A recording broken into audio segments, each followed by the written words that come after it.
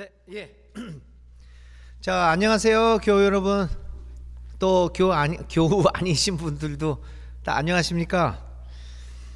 예, 오늘부터 한 실주간에 걸쳐서 해방신학을 잠깐 공부해보고 해방신학에서 바라보는 기독교 신앙이 무엇인가, 그리고 우리의 삶과 삶의 현장에서는 어떻게 연결되는가라고 하는 것들을 우리 한번 나눠보는 시간이 되겠습니다.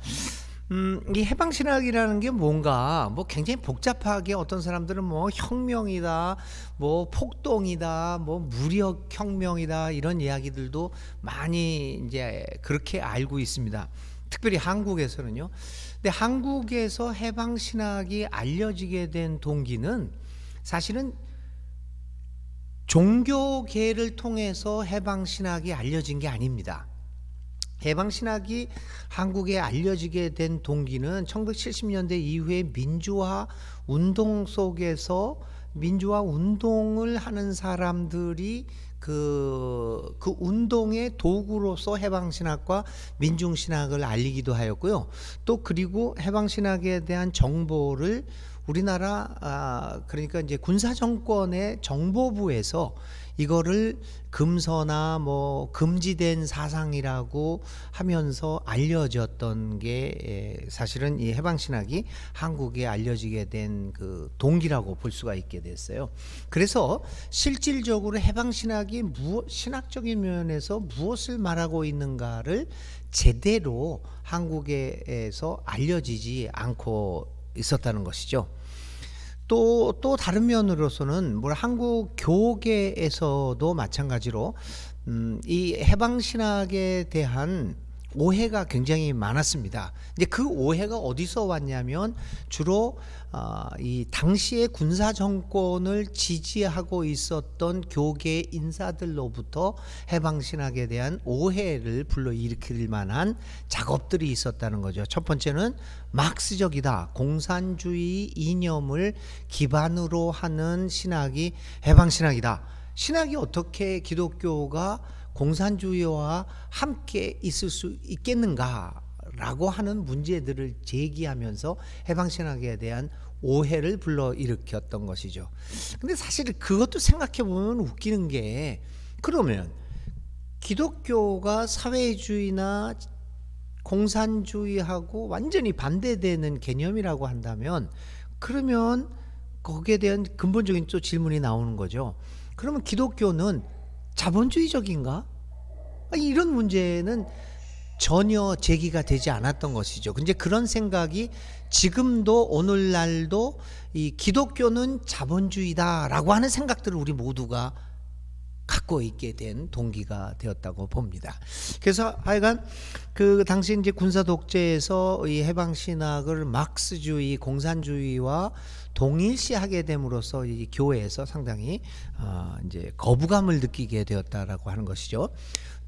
그 다음에 또 이제 해방신학에 대한 오해는, 해방신학은 성서를 무시한다, 이런 이야기를 많이 했습니다. 그래서 해방신학은 이데올로기를 가리키는 것이지 하나님의 말씀인 성경을 가리키는 것이 아니다라는 오해들이 이제 많았습니다. 나중에 제 그러한 오해에 대해서 강의를 하면서 점점 여러분들한테 이 해방신학과 성경의 관계는 무엇인가 라고 하는 것들을 이제 말씀해 드리겠습니다.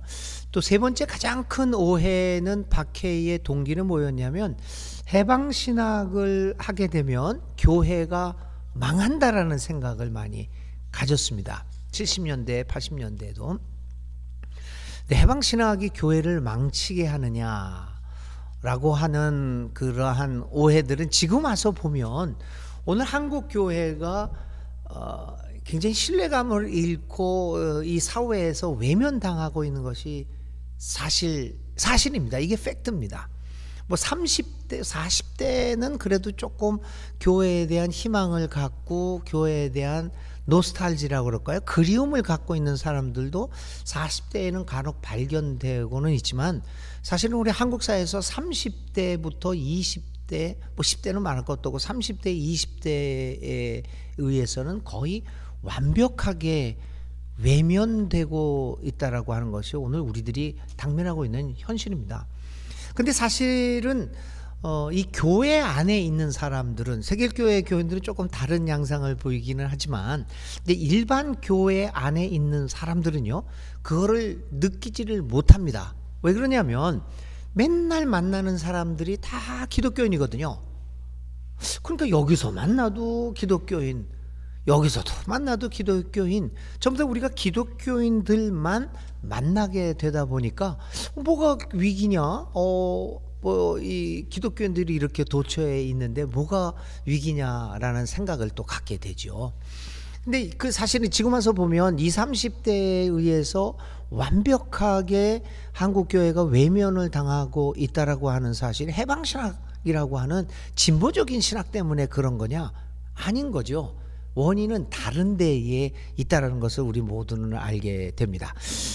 그래서 이제 해방신학은 한국 교회에 들어오면서 상당한 오해를 불러일으키고, 또 그리고 진보적인 사람들도 해방신학에 대해서 잘못된 이해를 갖고 있는 것들이 많아요. 그래서 심지어 저한테 제가 한국에 왔을 때 많은 분들이 저한테 이런 질문을 합니다. 목사님, 아직도 해방신학이 유효합니까? 해방신학이 그 죽은 신학 아닙니까? 이런 이야기들을 정말 많이 들어왔습니다. 그래서 2012년도인가 그때요. 2012년도, 그건 한 10년 전이군요. 그때 제가 이제 14년이구나. 14년 멕시코에 있을 때인데, 멕시코에 있다가 잠깐 한국을 들렸었는데, 어느 그 민중신학회하고 몇 신학회에서 저보고 해방신학에 대한 강의를 좀 논문을 하나 발표해 달라고 해서 2014년도에 발표한 논문의 제목이 해방신학을 위하여 진혼곡을 울려야 하는가 라고 하는 제목으로 논문도 하나 발표한 적이 있었어요. 그 논문을 발표한 이유가 뭐였냐면, 많은 진보적인 신학을 하는 사람들도 해방신학은 죽었다, 이제 아무도 하지 않는다 라고 하는 생각들을 은연중에 갖고 있었기 때문입니다. 지금도 해방신학은 세계 도처에서 활발하게 진행되고 있고, 이제 3세대, 4세대의 신학자들도 나와서 여전히 이 해방신학을 통하여 그리스도의 복음을, 순수성을 지켜나가기 위해서 굉장히 노력하고 있다 말씀드릴 수 있습니다. 해방신학은 제가 말씀드리자면, 해방신학은 절대적인 신학은 아니죠. 모든 신학이 다 그렇듯이 이 성경을 해석을 하고 목회를 해석을 하고 교회의 사명이나 교회의 존재의 목적을 바라보는 하나의 방법론이다라고 하는 것을 말씀드리고자 합니다. 하나의 방법론입니다. 사실 어떤 사실들을 진단하고 해석하고 바라볼 수 있는 길들이 여러 가지가 있잖아요. 굉장히 다양한 길들이 있는데, 해방신학은 성서를 해석하고 교회를 해석하고 우리의 삶을 해석하는 여러 방법 중에 하나다라고 하는 것을 말씀드립니다. 그런데 이 방법이 기존 신학들, 지금까지 서구 신학이 진행해 왔던 그 방법론하고 상당한 차이를 두고 있다라고 하는 겁니다. 그래서 이제 해방신학은 서구 신학과 기존 신학을 비판하면서 나름대로의 자신들의 고유한 신학 방법론을 세우게 되었다는 겁니다. 한번 말씀드릴까요? 첫 번째는, 해방신학의 방법론 중에 하나는 아래로부터 바라보는 신학입니다. 그러니까 아래로부터 이 사물을 해석하는 방법론이라고 말씀드릴 수가 있어요. 사실 물론 그런 건 아니겠지만, 서구 신학, 우리가 지금까지 서구 신학을 중심으로 해서, 한국 사람들도 뭐 서구 신학을 중심으로 살아왔으니까, 이 서구 신학이 하는 신학 방법론은 여러분 뭐였다고 생각합니까?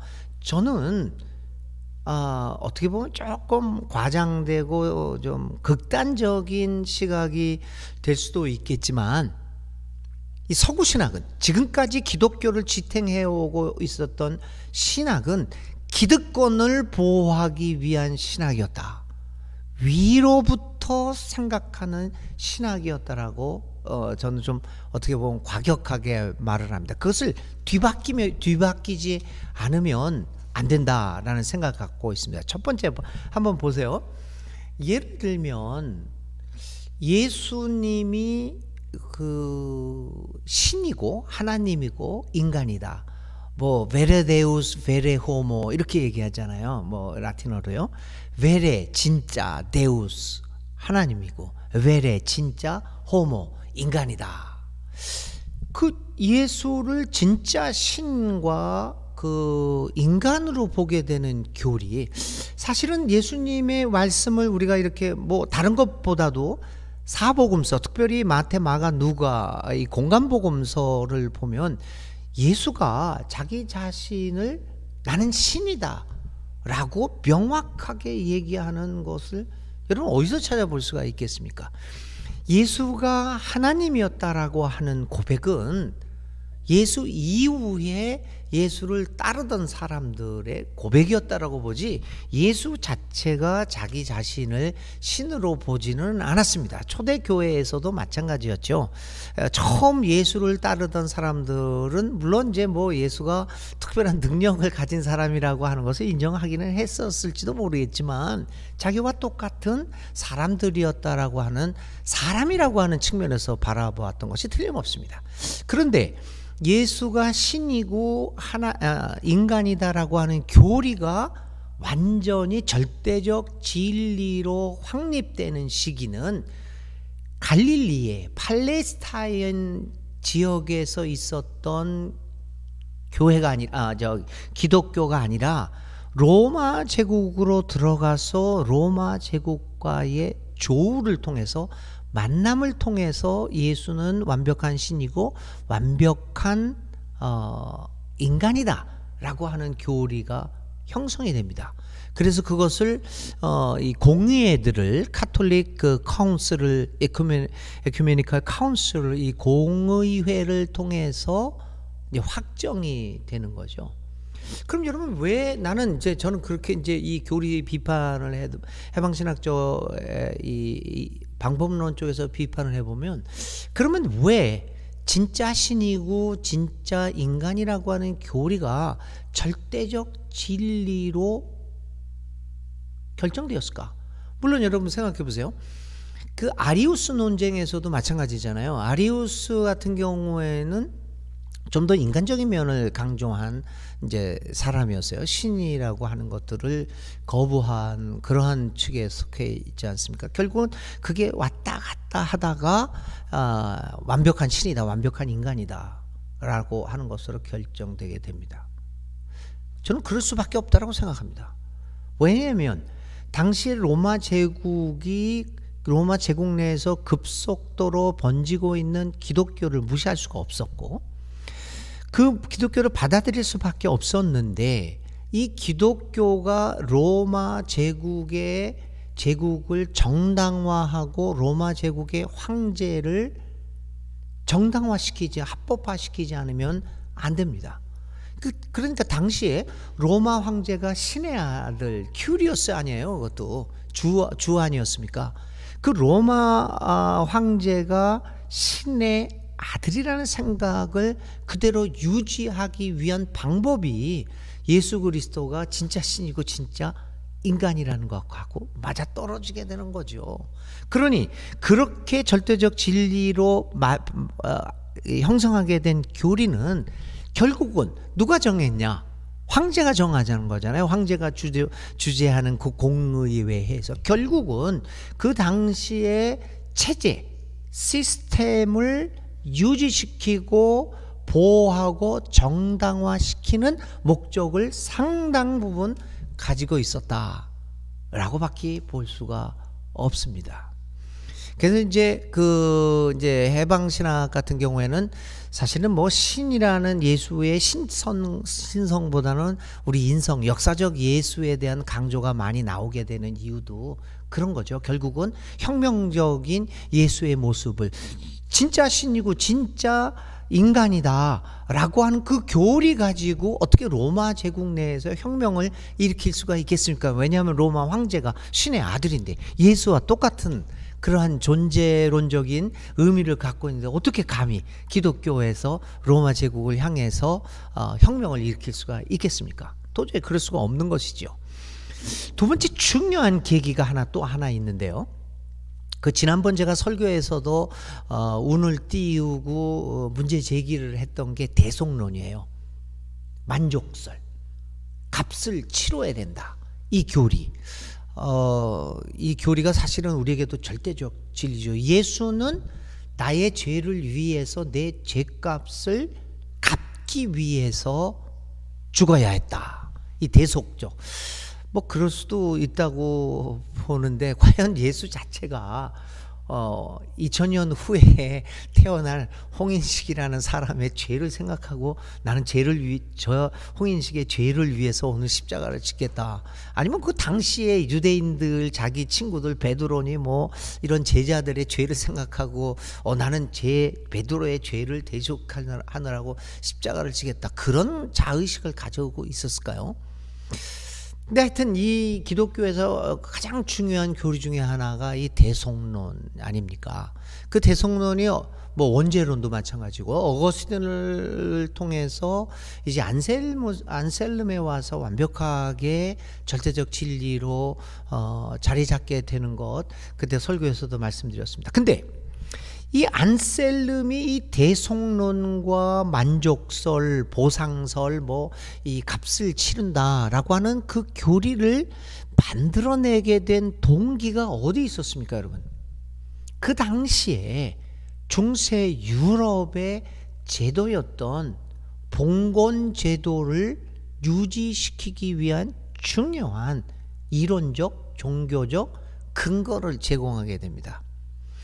한 영주가 그 봉건 체제를 유지하기 위해서는 그 밑에서 일하는 여러 가지 뭐 농노들이 많이 있고 있잖아요. 뭐 그런 사람들이 그 봉건 제도에서 가장 중요한 것은 뭐였냐면, 봉건 체제를 유지하는 데 가장 중요한 것은 농노들이 자기 밑에 있는 사람들이 빚을 갚는 거였습니다. 빚에 탕감을 해주면 이 봉건 체제가 도저히 유지가 될 수 없는 그런 체제였지 않습니까? 그러니까 이 안셀름은 이 보상설, 이 만족설, 값을 치르는 것을 그 사람이 의도했는가 안 의도했는가는 우리는 뭐 그것까지는 자세히 모른다고 할지라도 결국은 이 교리가 봉건 체제를 유지하는 데 가장 중요한 근거를 마련해주고 있다라고 우리들은 또 생각을 했어요. 값을 치른다는 것. 그래서 죄는 용서해 줄 수 있습니다. 그래서 나를 배반한 농노들, 뭐 하여튼 나에게 손해를 끼친 그 나의 영지에서의 나의 부하들이 나에게 용서를 빌면, 그래 내 농토에 와서 다시 일할 수 있다, 내가 다시 너에게 직업은 주겠다, 일할 수 있는 것을 주겠다, 받아들일 수 있습니다. 그러나 어떤 경우에도 내 밑으로 내 부하로 삼을 수는 있지만 네가 나한테 빈 빚은 죽을 때 아니 자자손손에 걸쳐서라도 반드시 갚아야 한다는 겁니다. 그게 아주 굉장히 중요한 것이죠. 그래서 빚의 탕감이 아니라 빚을 갚아야 하는 것, 이런 것들이 결국은 대속설이나 이 만족설이 이 봉건체제의 빚갚음의 제도를 철저하게 유지시켜 주는데 아주 큰 공헌을 하게 되죠. 그런데 여러분 생각해 보세요. 예수님의 비유는 달란트 비유, 그 빚쟁이가, 어떤 사람이 주인한테 큰 빚을 졌는데 몇 달란트 그냥 엄청난 빚을 졌는데 어느 날 주인이 갑자기 그거를 없애해 줍니다. 그런데 그 사람이 길 가다가 자기한테 조그마한 빚을 진 사람을 너는 끝까지 갚아야 된다, 그렇지 않으면 너는 용서받지 못한다, 이런 얘기를 하는 비유가 있습니다. 그러니까 주님이 그 악한 종을 욕하지 않습니까? 내가 너의 빚을 다 없애줬는데. 그러니까 예수님의 비유에서는 대신 갚아준다는 것보다는 빚을 탕감해주는, 없애버리는, 빚을 갚는 것이 필요 없다라고 하는 것들이 예수님의 비유에 나타납니다. 그런데 그거에 반해서 안셀름이나 우리 기독교에서는 그 절대적 진리로서 빚 갚음의 진리가 반드시 이렇게 나타나게 되는 것이죠. 빚을 꼭 반드시 갚아야 한다. 근데 이러한 그 교리들도 생각해 보면 우리가 그 교리들, 기독교 교리에서 절대적이다라고 생각하는 교리들을 하나씩 뜯어보면 결국은 기존 체제를 유지하는 데 굉장한 정당성을 주는 교리라고 하는 것을 발견하게 됩니다. 예수님이 하나님이고 인간이다 라고 하는 교리도 아니다, 예수님은 인간이다라고 하는 교리와 맞붙었습니다. 싸웠어요. 그런데 결국은 아타나시우스를 비롯한 이 베레데우스 베레호모의 교리가 이기게 되는 거죠. 그 이기게 되는 것은 바로 기존 체제하고의 합의에 의해서 기존 체제를 보장해 주기 때문에 이게 됩니다. 예를 들면 그 다음에 안셀름 쪽에 와가지고는 이 대속설이나 만족설, 뭐 보상설 같은 것도 사실은 우리가 잊고 있는 아벨라르드라는 사람들도 있어요. 아벨라르. 그건 우리 교리사에서 그 기존 이 전통적인 교회에서는 잊혀진 인물입니다. 뭐 도독가마설 같은 이 아벨라르 같은 경우에는 그 대속설을 인정하지 않지 않습니까? 다른 면에서 예수의 죽음을 해석을 하거든요. 근데 그 둘이 싸웠을 때 결국은 그 기존 교회는 안셀름의 손을 들어주는 거거든요. 결국은 우리가 가만 생각해 보면 그 많은 교리들이 그런 의미에서 기존 체제하고 위에서 내려오는 신학이었던 경우가 참 많아요. 그 사실을 비판적으로 생각해 보면 그런 의미에서 해방신학은 그걸 뒤집어 보자 라고 하는 의미입니다. 기존 체제에서 생각해 보지 말고 밑에 있는 사람들은 어떻게 생각할 것인가, 이런 생각을 해보게 되는, 하면서 신학을 해보자라고 하는 생각이라고 볼 수 있습니다. 그래서 해방신학에서 가장, 오늘은 이제 저기 인트로덕션만 하고요. 다음 주에는 이제 좀 더 이제 디테일한 해방신학에서 하나님은 누구냐, 예수는 누구냐 이런 거를 보겠는데, 오늘은 그냥 이렇게 인트로덕션 같이 전체적인 이야기만 합니다. 그래서요, 이렇게 밑에서 하는 신학을 하다가 보니까 신학의 기본 학문을 철학이 아니라 사회학으로 보게 된 거죠.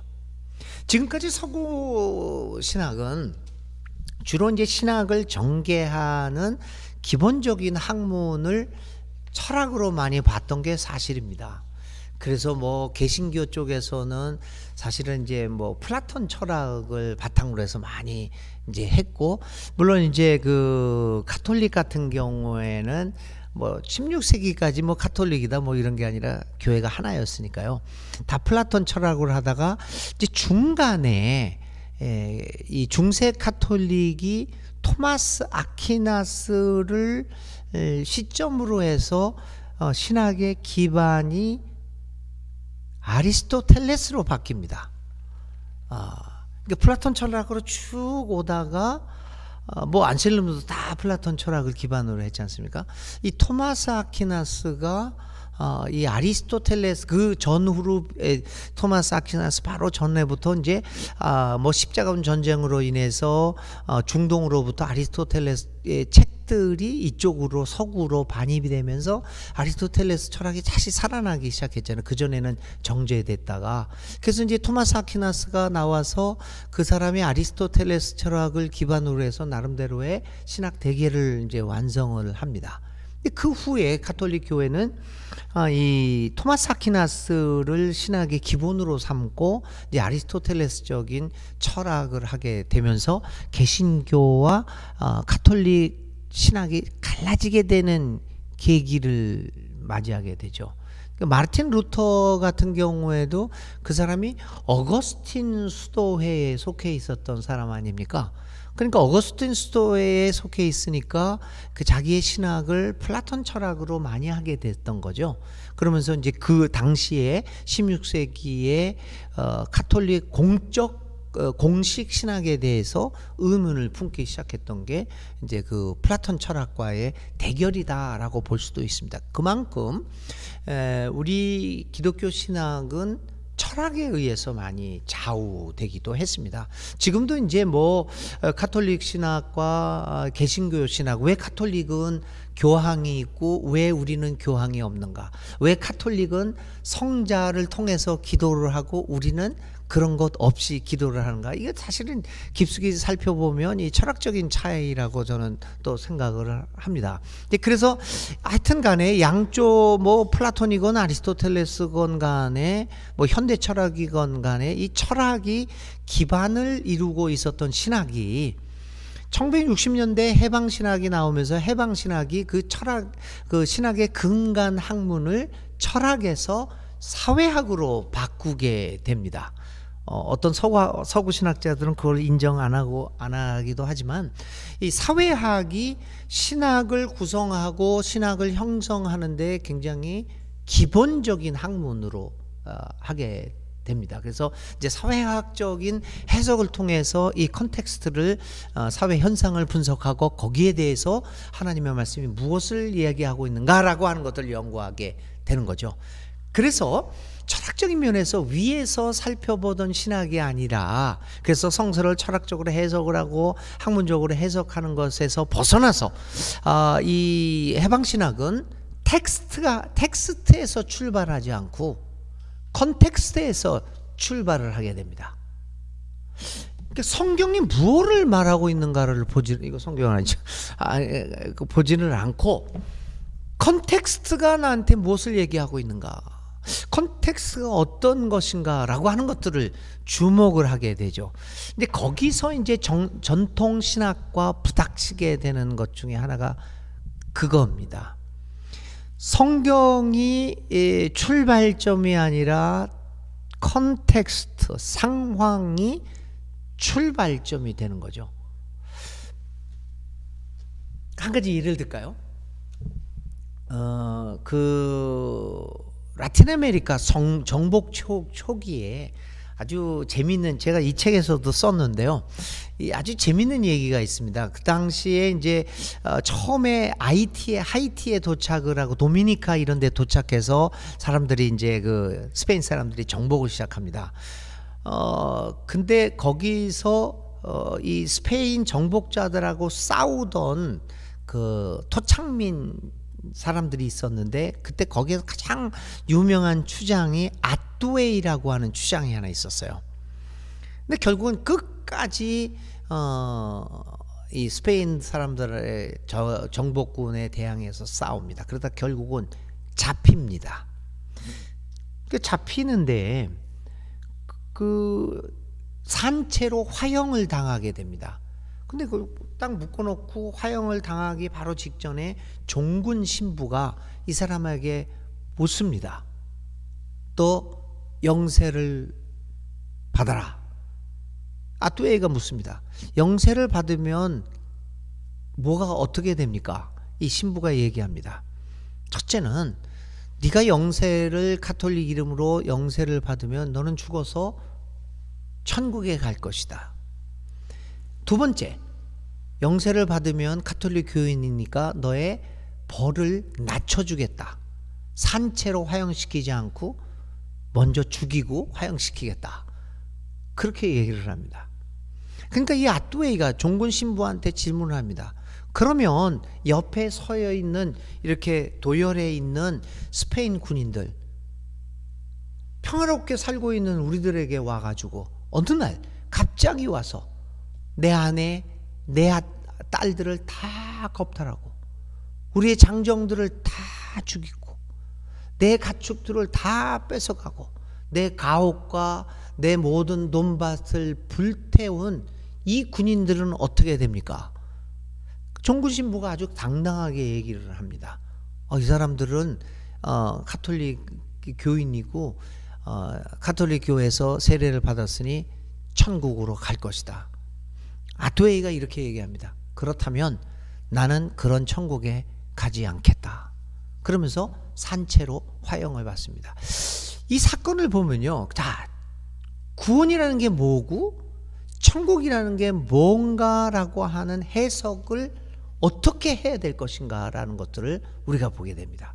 그 참혹한 상황에서도 그 수많은 사람들이, 죄 없는 사람들이 죽어가는 상황이 천국이 뭐냐, 이런 상황을, 이러한 불의한 상황을 일으킨 사람들이 가 있는 곳은 천국이 아니다라고 하는 그러한 해석을 하게 됩니다. 그러니까 천국의 해석이 달라지게 됩니다.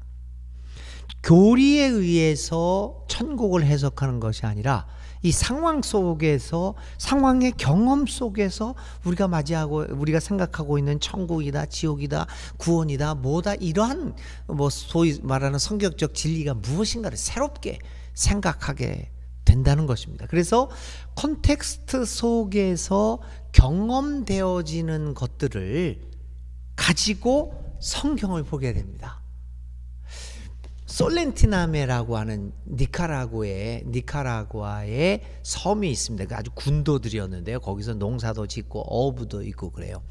1974년 6년도에 그 당시에 유명한 에르네스토 까르데날이라고 하는 신부가 있었어요. 해방신학 신부입니다. 근데 거기에 교구에서 성당을 이제 심호하고 있었는데, 근데 그 사람이 1974년부터 76년도 사이에 그 농부들하고 이렇게 성경 공부를 합니다. 그게 그 유명한 솔렌티나메의 복음이다. 우리나라 말로는 말씀이 우리와 함께라고 해서 분도 출판사에서 한국말로 성염 교수님이 번역해서 내보낸 게 있어요. 그때 그 마태복음 25장 달란트 비유를 읽게 됐어요. 민중성서 읽기입니다. 근데 뭐 우리들이 알기로는 달란트 비유 25장에 있는 달란트 비유가 주로 우리들이 뭐를 배웠었죠? 우리 형제님 뭐 배웠어요? 달란트 비유하면 어떤 게 생각납니까? 세길교회 교인들은, 우리 교인들은 또 다르게 해석하는 분들도 있을지 모르겠는데, 제가 2달밖에 안 돼가지고 어떻게 생각하십니까? 달란트 비유가 우리에게 주는 메시지가 뭐라고 그냥 부끄러움 없이 말씀하셔도 되는데, 그냥 여러분들 중에 혹시 메시지, 우리 저 신학 교수님들은 말고요.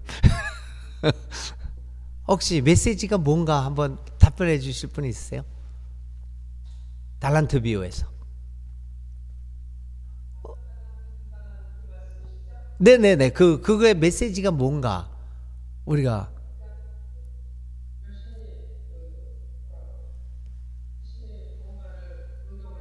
아하, 그렇죠. 다른 의견 있으십니까 또? 그러니까 여러 가지 교훈을 받을 수 있죠. 5달란트, 2달란트, 1달란트니까 재주가 없는 사람은 없다. 하나님 모든 사람한테 재주를 줬다. 두 번째, 우리는 그 하나님이 주신 재능을 가지고 열심히 해야 된다. 그래서 이익을 남겨야 된다. 세 번째, 자기가 받은 달란트가, 나는 달란트가 적어, 그래가지고 아무것도 사용 안 하는 사람은 벌을 받는다. 뭐 이런 메시지들이 거의 2000년 동안 우리에게 전해져 왔었죠. 제가 알기로는 요즘은 다르게 해석하는 사람들이 조금 나왔어요. 근데 뭐 저의 짧은 시식으로는 최초로 다른 그 해석이 나온 게 1974년도 솔렌티나메예요. 한 어부가 이거를 읽고 있는데요, 한 농부가 자기는 다르게 생각한대요. 뭐라고 얘기를 하냐면, 여기에 나오는 주인이 하나님일 수가 없다는 거죠. 그리고 자기는 1달란트 받은 사람이 되겠대요. 그걸 감춰두고. 그거 왜 그러느냐? 그랬더니 뭐라고 그러냐면, 거기서 이 농부가 뭘 발견하냐면 이 사람은 5달란트, 그 주인이 5달란트, 2달란트, 1달란트 그 수많은 돈을 벌을 수 있었던 거는 이 사람이 착취하는 자본가였다는 거예요. 그리고 고리대금 업자였을 가능성이 굉장히 많다. 왜 그러냐면 돌아와서 하는 얘기가 1달란트 받은 사람에게 야, 너 이자라도 늘렸어야지 왜 그거를 감춰놓고 있었느냐 라고 하는 것을 보면 이거는 하나님일 수 없다. 예수님일 수 없다. 이거는 자본가요 고리대금 업자였을 것이다. 두 번째, 그 5달란트 받아가지고 5달란트를 남기기 위해서 이 사람은 얼마나 사람들을 착취해야 했을까? 결국은 5달란트 받은 사람, 2달란트 받은 사람들은 자본가의 충실한 부하들이었다. 나는 1달란트 받은 사람이 나는 훌륭한 사람이다. 왜냐? 그 체제 속에서 살아가지만 그 체제를 저항하고 거부하는 사람들이다. 우리 가난한 사람들이 이렇게 해야 됩니다. 그렇게 주장했던 거예요. 그게 하나님이 말씀이 우리와 함께 그 솔렌티나메의 복음이라는 책에 기록이 되어 있습니다. 근데 그 사람은 왜 그렇게 했을까요? 자기 삶의 경험에서 늘 착취만 당하고 돈이 없으니까 100원을 빌렸는데 나중에 보면은 500원을 갚아야 되고 이런 상황 속에서 그 책을 읽다가 보니까 그 달란트의 비율을 보니까 자기는 다르게 보는 거죠. 1달란트가 받은 사람들이 많아져야지, 그 체제에 저항하고 항거하는 사람들이 많아져야지 그게 천국이 이루어지는 것이지. 여러분 어떻게 생각하십니까?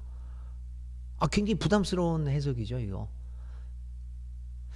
그리고 이제 이런 상황에서 열처녀 비유도 다르게 해석이 됩니다. 열처녀 비유에서도 우리가 늘 느끼는 것은 뭐냐면 그 지혜로운 5처녀처럼 우리는 많이 준비하고 열심히 해서 능력대로 해서 능력이 있는 사람이 천국에 들어가는 거잖아요. 달란트 비유에서도 능력이 있는 사람이 결국은 천국에 들어가는 거잖아요. 그러니까 결국은 능력 있는 사람들이 선택받은 사람이라는 거죠. 다 위에서 보면. 근데 이 솔렌티나메에 배운 것도 없고 정말 겨우 글자만 읽는 사람이었어요. 다 거기에 있는 사람들이. 그러나 그 당시에 독재 정권에 의해서 이 착취당하고 어려움을 겪던 사람들이었던 거죠. 그 사람 눈에는 그게 달리 보이는 거죠. 그래서 해방신학은 그런 성서 해석들을 그 성서 자체나 교리 어떤 철학적인 면에서 보는 것이 아니라 사회학적인 면에서 콘텍스트에서 출발해서 보는 다른 방법으로 읽기를 시작을 했던 겁니다. 이게 아주 놀라운 발견이었어요 당시로서는. 그래가지고 1995년도에 미국의 헐버트 헤르조그라고 하는 신약학자가 예수님 비유 전복적 읽기라고 하는 Subversive Reading of Parable이라는 책이 있어요. 한국말로 번역이 안 됐습니다. 그건 전복적 읽기라고 하는 책을 1995년도에 냈는데 그 책에 오늘 제가 얘기한 달란트 비유에 대한 이 해석이 나옵니다. 전복적인 해석이. 그때부터 이제 한국에서도 그 이야기를 많이 나누기 시작을 했는데 사실은 벌써 니카라구아의 한 이름 없는 소위 무식하다고 하는 배운 게 없다고 하는 한 농부에 의해서 그 미국 학자가 얘기했던 것보다 20년 전에 이러한 해석을 하게 된 것이죠. 그래서 이제 해방신학의 신학 방법론은 가장 이 낮은 자의 입장에서 한번 살펴보자. 사라와 하갈의 대결이 나오죠. 창세기에. 그 문제도 이 사라와 하갈에서 하갈의 편에서 이 사건을 해석해 보면 또 다른 해석들이 나오게 되는 것을 볼 수가 있게 됩니다. 그래서 이제 이러한 것들이 굉장히 중요한 뭐라 그럴까요? 이 신학 방법론을 새롭게 했다라고 하는 데서 해방신학이 상당히 획기적이었다라고 이야기를 많이 하게 됩니다. 교회론에 있어서도 이런 문제들은 발생하게 되죠. 여러분, 이제 해방신학자들이 가톨릭 교회에 의해서 굉장히 박해를 많이 받았어요. 그리고 이제 순교도 많이 했고, 사실 20세기에서 가장 많은 순교자를 낸 신학이 해방신학 아니고 뭐가 있겠습니까? 야, 여러분들 가보시면요, 제가 2019년도에 코로나 되기 전에 마지막 여행이 엘살바도르 로메로 주교 거기 방문이었어요. 거기서 이제 우리 저희가 매년 5월 달에 일주일간 해방신학자들이 모여서 공부하는 게 있었어요. 2019년 마지막이었어요. 이제 코로나 때문에 못 갔는데, 그때 엘살바도르에서 있었는데, 거기에 이제 소브리노 교수, 힌켈라메 뭐 이런 분들하고 이제 같이 공부를 하고 그랬는데, 그 로메로 이제 엘살바도르 같은 경우에도 이제 로메로 신부 같은 경우에도 그렇잖아요. 그 로메로 신부가 죽고 나서 그분들을 따르고 해방신학을 했던 사람 이 신부들이 처참하게 살아야 되는데, 그 살아의 현장을 저도 가봤죠. 거기 그 학교를, 그 UCA라고요. 엘살바도르의 산살바도르에 있는 학교인데 UCA라는 학교가 있어요. 가톨릭 대학이라고 이름하는데, 거기에 그 교수들이, 신부들 교수들이 이제 살고 있었던 기숙사가 있었는데, 거기 어느 날 이 군인들이 들어와서 멀쩡한 사람들, 야, 정말 처참하게 죽입니다. 근데 그 장면들이 사진으로 그대로 남았는데, 그냥 한 방 총 쏴서 죽인 게 아니라 그 시신을 총을 갈겨가지고 갈갈이 찢어 놓습니다. 진짜 비참합니다. 근데 그분들이 그렇게 죽어가요. 근데 존 소브리노라고 하는 그리스도론의 대가가 있는데, 그분도 거기에 교수였어요. 근데 그분이 마침 그 며칠 전에 방콕에서 무슨 대회가 있어가지고 태국에 가 있는 바람에 그분만 살아남게 되었던 거죠. 그분은 가서 이제 지금 83살 내신가 되셨는데, 그분은 평생 자기 친구들이 죽어간 모습들을 가슴에 안고 그 사람들의 목숨을 내가 내 남은 생애를 통해서 갚아 나간다라는 심정으로 지금까지도 살아가고 있는 그 할아버지입니다. 근데 이러한 그 가장 많은 순교자를 낸 신학들, 근데 그 사람들이 왜 그런 순교자들을 낼 수밖에 없었던가? 그것은 신학을 위로부터 한 것이 아니라 아래로부터, 가난한 사람의 입장에서 컨텍스트부터 하다가 보니까 이 현장을 떠날 수 없었고, 거기서 고난을 받을 수밖에 없었던 신학이죠. 그래서 저는 이 해방신학의 아래로부터 하는 이 신학 방법론이 가장 지금 현대에 와서 우리 한국 교회에 있어서 가장 중요한 한국 교회를 바꿔줄 수 있는 신학이 아닌가, 이런 그런 확신을 갖고 있습니다. 여러분들 아시다시피 교회는, 한국 교회는 아까 서두에서 말씀드린 것처럼 이미 신뢰를 잃었습니다. 제가 작년 4월 달에 기리성 교수님을 만나러 갔어요. 그래서 이제 대화를 나누는데, 뭐 기리성 교수님이 거기에 그 책에도 쓰기는 쓰셨지만, 그 가장 많이 주장하는 것 중에 하나가 뭐냐면, 한국 교회의 문제는 도덕성의 타락이 아니다라고 얘기를 합니다. 목사들이 돈을 해먹고 돈 밝히고 성범죄를 저지르고, 그리고 이 교회 시스템을 독재적으로 하고, 이런 게 아니라는 거죠. 물론 그것도 문제는 있지만 그건 근본적인 문제가 아니라고 얘기를 합니다. 그러면서 뭐라고 얘기하냐면, 한국교회가 신뢰를 잃은 것은 메시지의 문제다. 내용의 문제지 겉의 문제가 아니라는 겁니다.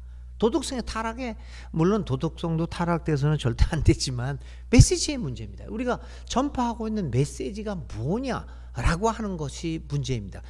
그런데 우리 한국교회가 외치고 있는 이 메시지가 어디서부터 옵니까, 여러분? 그건 신학에서부터 오는 거예요. 어떤 신학을 전개하느냐, 이게 메시지의 내용을 정하는 겁니다. 그 위로부터 하는 신학, 체제를 옹호하고 체제를 유지하는데 체제 유지용으로 사용되었던 지금까지의 신학, 그 신학을 유지하는 상태에서는 결코 새로운 메시지가 나올 수 없다는 거죠. 그러니까 신학을 바꾸지 않으면, 이 패러다임을 바꾸지 않으면 메시지가 변하지 않고, 메시지가 변하지 않으면 한국교회는 결코 이 사회 속의 사람들하고 이렇게 소통이 되어질 수가 없다라는 얘기입니다. 그래서 사실 이 해방신학이나 기타 여러 여성신학도 마찬가지고요, 페미니스트 신학도 마찬가지고, 이 다양한 신학들이 한국교회에 더 소개가 되고 그것들이 좀 각광을 받고, 그러한 새로운 신학적인 방법론에 의해서 목회가 이루어지고 또 이 메시지가 변하지 않으면 한국교회는 기존 메시지 가지고는 우리끼리는 잘 살 수 있겠지만 결코 이 사회에 변화를 일으키거나 이 사회를 앞서 이렇게 인도할 수 있는 그런 종교로서는 이제 자리를 이미 상실하고 회복할 수 없다라고 보게 됩니다. 그런 의미에서 우리 교회가 이제 저하고 이제 해방신학에 대해서 좀씩 다음 주부터는 좀 더 본격적인 디테일한 신학에 대해서 이렇게 생각을 하면서 우리들의 생각들을, 메시지들을 바꿔 나갈 수 있으면 좋겠습니다. 제가 세길교회에 와서 느끼는 것들은, 우리 세길교회에서 외쳐지는 메시지는 기존 교회에서 이제 전파되는 메시지하고는 조금 좀 다른 면이 분명히 있다고 봅니다. 네, 그런 면을 좀 더 이제 우리가 발전시키는데 조금 더 신학적인 면에서 좀 잘 다듬어서 일반 교회들도 우리 교회가 외치는 메시지들을 어느 정도 수용할 수 있는 그러한 그 기반들을 좀 마련할 필요가 있겠다라는 생각도 좀 같습니다. 그건 이제 앞으로 우리 교우들이 좀 더 서로 공부를 하면서 서로 힘을 합쳐서 메시지들을 잘 만들어갈 수 있었으면 이제 좋겠습니다. 그런 거 하나가 바로 이제 해방신학을 통해서 우리가 이제 그 신학을 하는 방법론들을 조금 더 배워나갔으면은 좋겠습니다. 그래서 저는 사실 한국에 와서 이제 라틴 아메리카에서는 해방신학을 늘 강의하고 서로 이야기를 했지만, 한국에 와서 해방신학을 강의한 적은 어느 신학대학에서도 강의한 적은 없습니다. 연세대 빼놓고는요. 거기서 이제 시간 강사로 한 3학기 정도 했던가요? 그렇지만 제가 속해 있던 교단에서는 저를 소개할 때 늘 한국의 개신교회 현지에서 공부한 유일한 해방신학자라고 소개를 하면서도, 제가 속한 교단에 신학대학이 7개 신학대학이 있어요. 한 번도 강의해 본 적이 없습니다.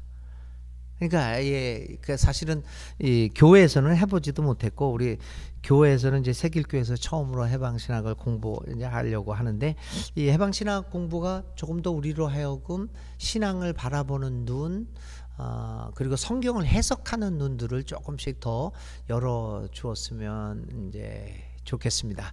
오늘 여기까지. 그래서 이제 결국은 한국 교회에서 목회자들이 신학을 공부하는 것을 어떻게 생각하냐면, 신학은 목회 현장에서는 쓸모가 없다라고 생각을 해요. 그럼 왜 신학을 공부하냐? 신학을 MDV를 하지 않으면 목사라고 하는 직책을 가질 수 없기 때문이에요.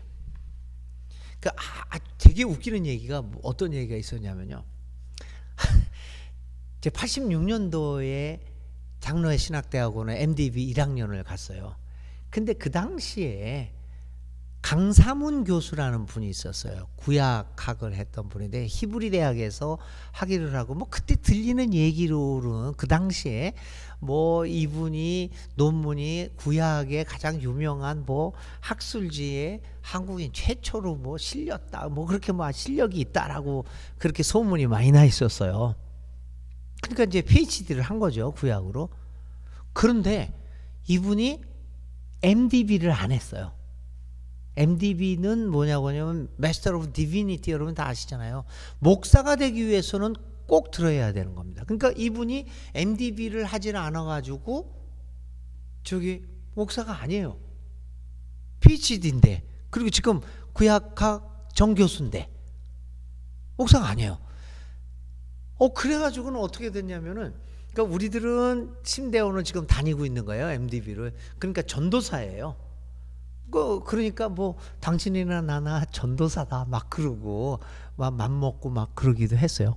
그러니까 결국은 MDB를 하는 이유는 다른 학문을 하겠다라고 하는 것이 아니라 목사의 라이센스를 따겠다는 거예요. 그래서 라이센스를 딱 따는 순간 이 신학이라고 하는 거는 필요가 없는 학문이다. 그래가지고는 그 꽁 잡는 게 매라고 이 목회 현상에서는 절대 신학을 사용을 하지 않습니다. 그리고 목사들이 와가지고 신학교에 와가지고 뭐라고 얘기하냐면, 교회에서 쓸모가 있는 신학을 가르쳐라. 교회에서 쓸모가 있는 신학이 뭡니까 도대체? 그 목회 기술을 가르치는 그런 그 신학을 가르치라고까지 압박을 넣기도 합니다. 그러니까 사실 한국 교회가 이 지경에 이르게 된 것은, 문제가 신학을 공부를 했으면 신학적 목회를 해야 되는데 신학적 목회를 한 게 아니죠. 꽁 잡는 게 매라는 목회를 하다가 보니까 그렇게 된 것입니다. 그래서 우리들이 이제 교회 생활을 하면서 이런 신학을 통해서 해방신학이라고 하는 어떤 신학적 방법론을 통해서 우리 교회의 모습을 진단하고, 그 신학적인 방법론을 통해서 우리 교회의 미래를 설계할 수 있습니다. 그러니까 단순하게 사회가 이러니까 우리 교회도 이렇게 하고 이렇게 미래를 설계한다, 이런 것보다도 이게 교회니까 가장 신학적인 면으로 우리 교회의 미래는 오늘의 상황은 어떤가라고 하는 것을 진단하고 신학적인 방법론을 통해서 우리 교회는 이런 방향으로 나갔으면 좋겠다라고 하는 미래를 설계할 수 있는 그 도구가 이제 신학이죠. 그런 면에서 해방신학은 또 다른 그 밑에서부터 하는 신학으로서 우리의 교회를 진단하고 설계할 수 있는 방법론을 우리에게 줄 것이다. 그리고 나의 신앙의 내용을 교정시킬 수 있는 도구를 우리들에게 선사할 것이다, 이렇게 말씀드릴 수 있겠습니다. 오늘 이렇게 해방신학에 대해서는 입문만, 인트로덕션만 얘기하고 다음 주일부터 해방신학에서 바라보는 하나님은 누구인가, 그 다음 주는 예수는 누구인가, 이런 것들을 한번 살펴보도록 하겠습니다. 제가 이제 세길교회 교우들하고 공부를 시작하면서 그런 면에서는 제가 조금 안심이 되는 것, 그러니까 지금 연막 작전을 하는 겁니다. 안심이 되는 건 뭐냐면, 일반 교회에서는 잘못하면 이런 이야기를 하다 보면 이단 시비가 자꾸만 붙으니까, 우리 저의 존경하는 선배 교수님 한 분이 계신데요, 허호익 교수님이라고 대전신대에서 은퇴를 하셨어요. 몇 년 전에 은퇴를 하시고 목사도 은퇴를 했죠. 그러니까 다 목사도 은퇴를 한 거예요. 근데 그 후에 이분이 책을 하나 쓰셨는데, 성경에서 동성애는 죄인가? 라고 하는 책을 쓰셨어요. 저는 그분을 모셔다가 제가 순천중앙교회에 있을 때 강연도 했는데, 근데 그 후에 이분이 우리 교단에서 제가 속해 있는 통합교단에서 징벌을 받았어요. 파문당했어요. 목사 이단이라고 면직을 당하셨어요. 그래서 그러니까 이제 뭐 저 같은 경우에도 저도 은퇴를 했는데 은퇴한 사람 무슨 면직을 하는지 난 이해가 안 되네. 그렇죠. 그 저도 은퇴를 하긴 했지만 이 해방신학적인 면에서 뭐 예수는 이거다, 뭐 하나님은 이거다, 지옥이란 건 뭐다, 뭐 이렇게 얘기를 하면은 일반 교회에서 이야기를 하다 보면 잘못하면 또 면직당할 수도 있죠. 종교 재판을 해서. 근데 조금 이제 그 우리 새길교회에서는 적어도 나한테 대해서 이런 이야기를 한다고 이단 시비는 동의할 수는 없습니다라고 얘기할 수는 있겠지만 이단이다라고까지는 하지 않을 것 아닌가. 이 말은 뭐냐? 여러분들이 이단이라는 말을 저한테 해서는 안 된다라고 하는 걸 얘기하기 위해서 말씀드리는 겁니다. 참 그래서 하여튼 다음 주부터 또 만나서 같이 이야기를 나눠보도록 하겠습니다. 오늘은 여기까지 강의를 하고요. 혹시 말씀하실 거나 또 질문할 거나 멘트 하실 것이나 있으면 뭐 한 10분 20분 정도 이야기 나눠보도록 하겠습니다.